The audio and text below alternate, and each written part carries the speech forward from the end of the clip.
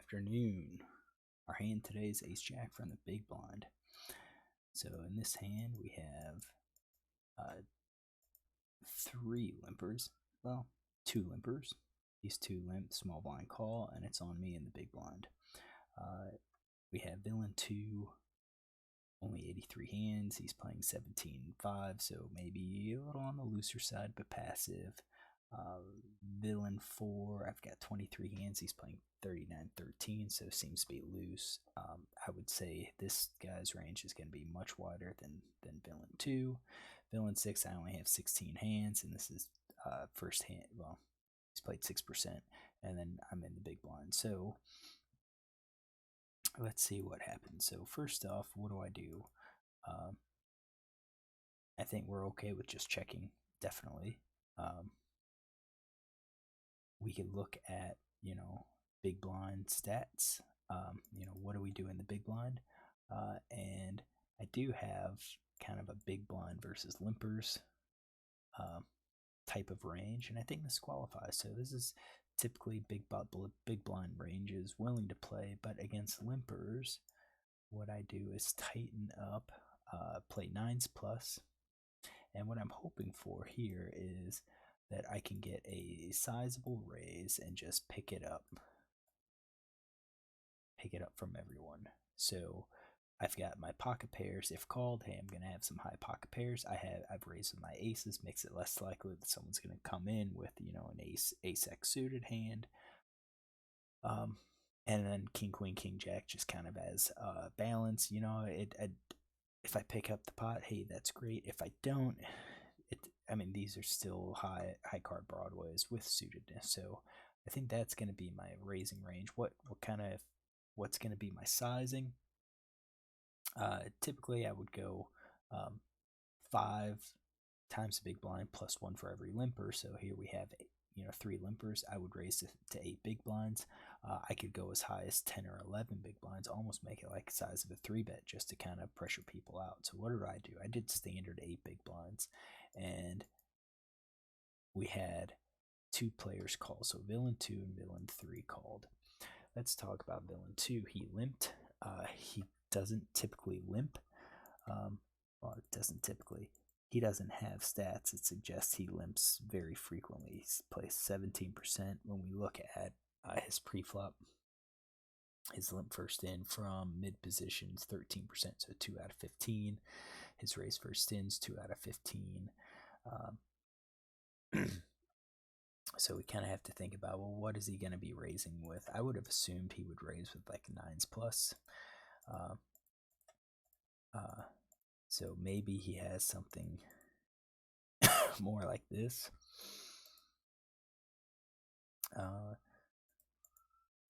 Something on the weaker side of things. Maybe even all the suited aces.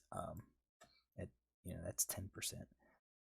And then facing a raise, is he going to fold to a raise? Well, it's technically not a 3-bet, but we can kind of look at his 3-bet, fold to 3-bet after raising. He hasn't ever encountered it, so what we should look at is limp and fold.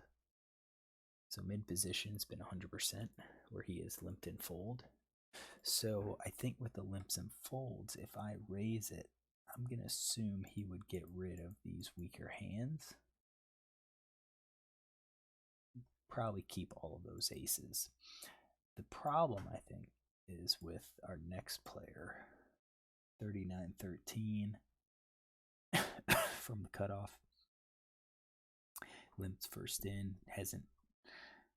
I don't have a huge number of hands on him, but you can see 30%, 2 out of 6 from early position, 2 out of 6 from mid position, 2 out of 2 from the cutoff, 0 out of 3 from the button, which is, I think, interesting.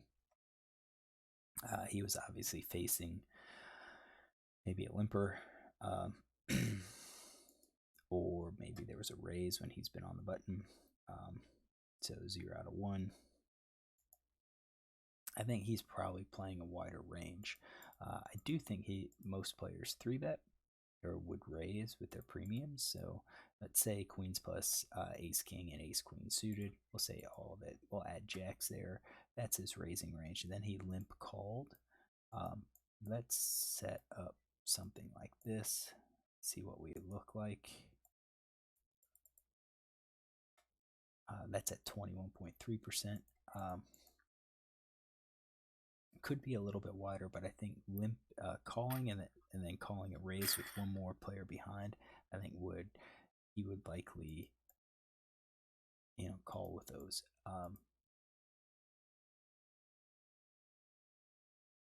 Maybe all of those. It's still not super wide. I think we'll go with this. So I think this is our range. We'll go with it. We will see a flop here. And you can see that I took a stab at it, and no, I only had one fold, so not that great, but I do have a pretty strong range here. So flop comes down king, queen, 10. King of spades, queen of clubs, 10 of hearts. That actually works really good for us because it hits a big part of our range.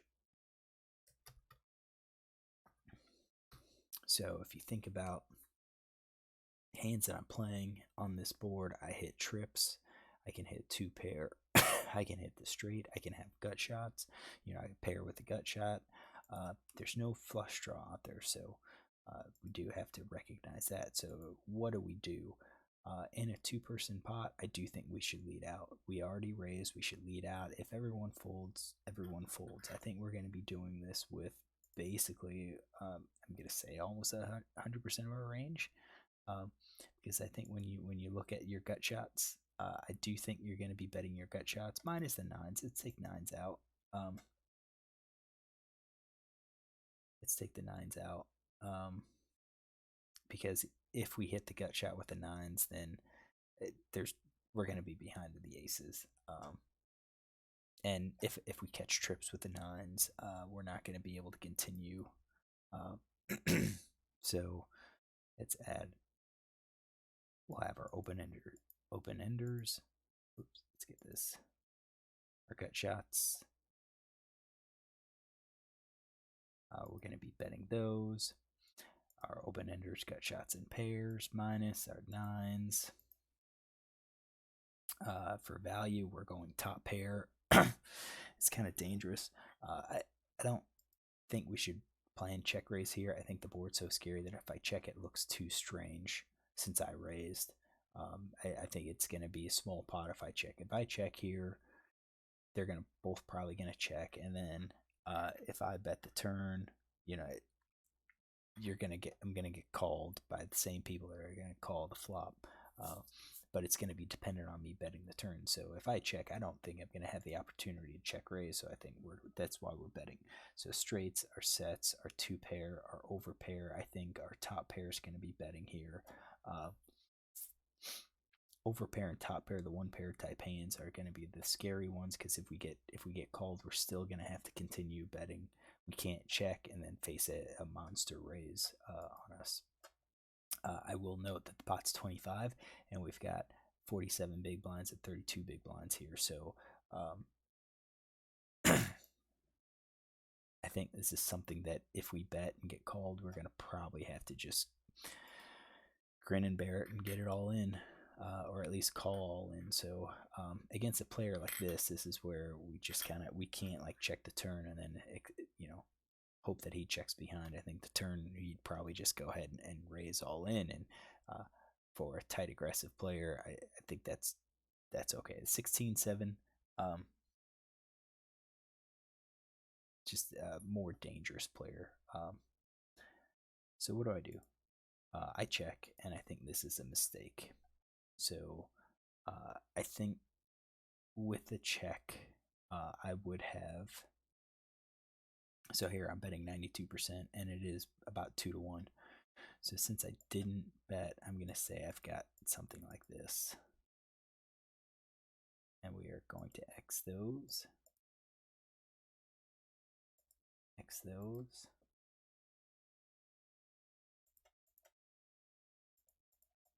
X those. And we're going to X those. There we go. All right, so we've got 8% that we check, and I don't like that at all. I think we should be betting here, uh, even with the straight, or sets. I think we should be checking here. Uh, Perhaps the reason I checked was because I was hoping somebody would bet here, and then I could check raise to get them all in. But I'm not sure if that's possible. See, you check, and then everyone checks behind. So I do think this seems strange. I think they're going to be checking with 100% of their range here, and that just kind of hurts hurts my ability to pick up the pot later on. So really, when you see here, my flop range, basically nines. It's like the one hand that I think I should be checking with. 9 of clubs, and that's kind of what we fear. Right? If we hit nines, we hit trips, but now we have a 4 to a straight on the board. Anyone with the jack's going to call us. We're not going to be able to get any money on it, and I think we're just going to have to probably check call and expect to lose. Yeah, we could. I think folding's kind of weak, but we'd have to check. So I like the check here. I'm checking 100%. And then villain 2 bets half pot. Now he checked. I think he's going to bet straights. I think I don't think I think 2 pair possibly could bet. I'm not sure if flush draw or anything else. 2 pair straights. I think that's his bet, and then villain 4 calls, which is even scarier. So now I think straight still call. I don't think he's looking at to push me out. He's gonna look to call. Maybe the set's called. Maybe the 2 pair calls. But that's it. I'm not even sure of a flush. Maybe a flush draw calls here. Maybe a flush draw call. So we'll call hit that, and then it's on us. And now I think we're just gonna probably have to fold. We already have 2 people. We had a check, or I'm sorry, half pot bet, and then a call, and then I think with nines we just fold.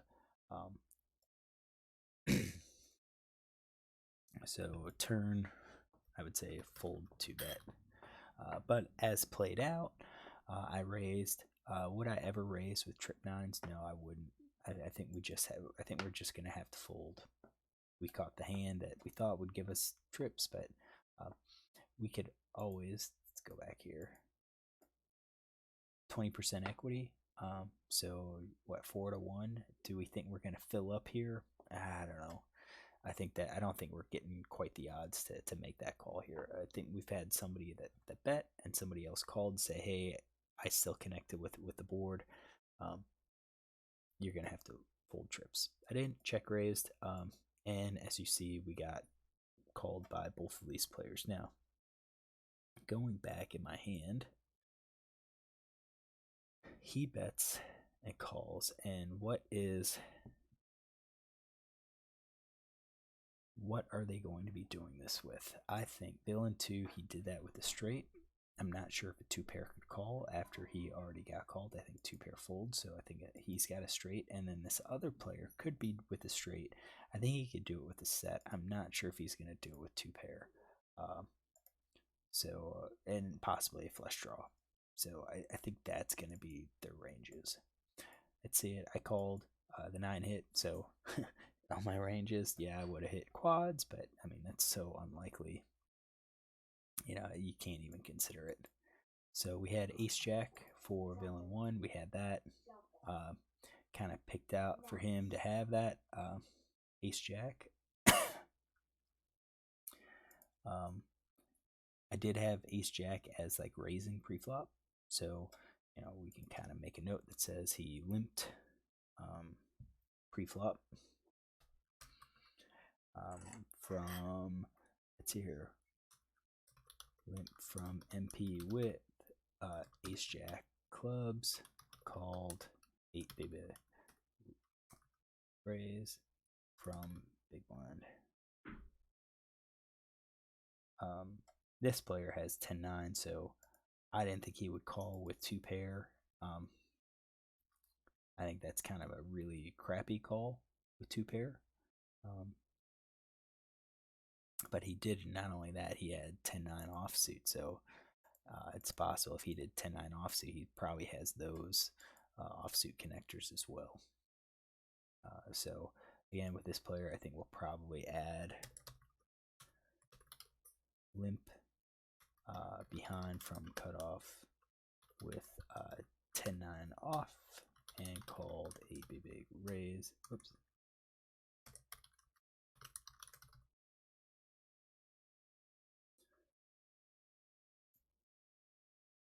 So really loose player.